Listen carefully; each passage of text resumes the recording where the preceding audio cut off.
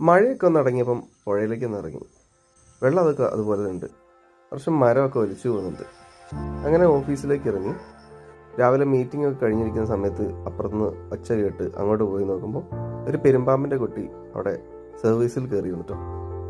ഒരു പയ്യൻ അതിനെ പിടിച്ച് അതിനോടൊരു കാട്ട് കൊണ്ടുപോയിട്ട് അതിനെ ഉച്ചയ്ക്ക് ശേഷമാണ് പുറത്തേക്ക് ഇറങ്ങിയത്. വെണ്ണക്കാട് തൂക്കുപാലത്തിൻ്റെ അവിടെ പുഴയിൽ നല്ല വെള്ളമായിട്ടാണ്. പാലത്തിലേക്കുള്ള പ്രവേശനം നിരോധിച്ചിട്ടുണ്ട്. ബ്ലസനും അരുണും വന്നു. ഞങ്ങൾ നേരെ ഇങ്ങപ്പുഴയിലേക്കാണ് പോകുന്നത്. ഒരു കസ്റ്റമർ മീറ്റ് ഒക്കെ ഉണ്ടായിരുന്നു. പമ്പലൊക്കെ കയറിയ സമയത്ത് സുബിഷേട്ടൻ വന്നു. നേരെ കസ്റ്റമർ വീട്ടിൽ പോയി ഒരു കട്ടനൊക്കെ അടിച്ച് വണ്ടിനെ കുറിച്ച് സംസാരിച്ചു. പക്ഷെ ബുക്കിംഗ് നടന്നില്ല.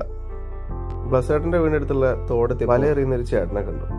അങ്ങനെ കുറച്ചു നേരം അവിടെ ഇരുന്ന് ആ വലയെറിയുന്നതും മീനൊക്കെ ഒന്ന് കണ്ട് അതൊക്കെ നോക്കി നിന്നിട്ടാണ് തിരികെ പോരുന്നത്. അത്യാവശ്യം പൊരിക്കാനുള്ള മീനൊക്കെ പുള്ളിക്ക് കിട്ടിയിട്ടുണ്ട്. പട്ടി സാർ തോടിനരികിൽ എന്തോ ചെയ്യുന്നുണ്ട്. അത് കഴിഞ്ഞ് നേരെ ബ്ലസേട്ടൻ്റെ വീട്ടിലേക്ക്. കഴിഞ്ഞ ദിവസം ഇവിടെ മൊത്തം വെള്ളമായിരുന്നു. കുറച്ചു നേരം അവിടെ സംസാരിച്ചിരുന്ന ശേഷമാണ് ബ്ലസേട്ടനെ ചിലവുണ്ടെന്ന് പറഞ്ഞ് നേരെ ഇങ്ങാപ്പുഴയ്ക്ക് ഇറങ്ങുന്നത്.